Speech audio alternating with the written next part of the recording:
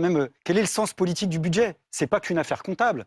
Un budget, c'est pas un plan de recouvrement pour d'hypothétiques créanciers, qui sont d'ailleurs des vrais spéculateurs, parce qu'on spécule sur les déficits publics et sur la dette. Mais là aussi, c'est des questions de projets de société différents. Moi, je pars de l'idée qu'un budget public, ça devrait être comment gérer les ressources qui sont créées par la collectivité pour allouer des besoins qui sont ceux de la collectivité et chercher à les satisfaire autant que faire se peut, et puis en prenant en compte évidemment les réalités écologiques. Pour moi, c'est ça, un budget. C'est partir des ressources, y compris savoir où va l'argent public, puisque c'est de ça dont on parle.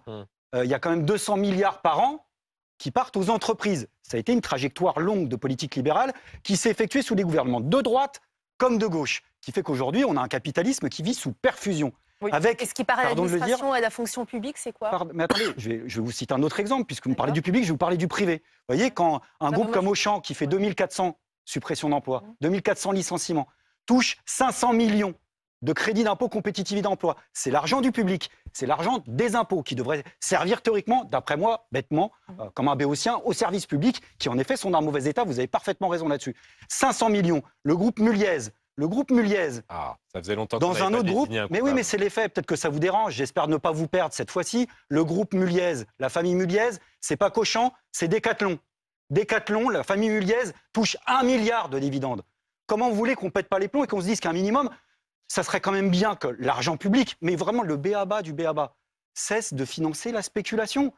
Donc moi, je pars de l'idée qu'aujourd'hui, il y a pas beaucoup de jeux où vous remportez à 3 fois la mise. C'est le cas d'une toute petite minorité.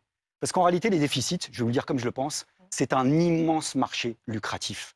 C'est une tendance lourde que j'essaie d'évoquer, qui fait que proportionnellement, même les économistes libéraux s'accordent là-dessus, l'origine des déficits est plus liée à un problème de recettes qu'à un problème de dépenses, globalement, même s'il y a des questions de dépenses. Si, même les économistes libéraux le disent. Et pourquoi? Parce que l'État, en conscience, depuis des années, a décidé de se priver de revenus en défiscalisant les mouvements de capitaux, la spéculation.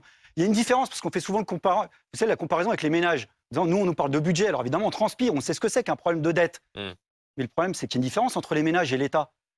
C'est que moi, je ne me lève pas le matin en me disant, tiens, à la fin du mois, je vais gagner 3 500 €. Parce que je vais fixer moi-même ce qui va rentrer dans mes caisses. L'État le peut, puisque chaque année, au centime près, l'État décide de ce qui rentre ou pas dans ses caisses.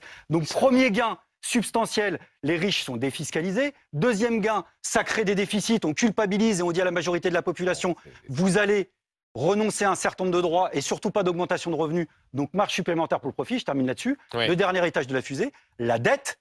On emprunte à des marchés financiers qui sont des banques, qui spéculent dessus, avec un effet boule de neige, qui fait que quand les taux d'intérêt réels sont supérieurs à la croissance, on a une part spéculative de... Mais moi, je vous demande une chose, c'est une commission d'enquête publique, un audit pour savoir...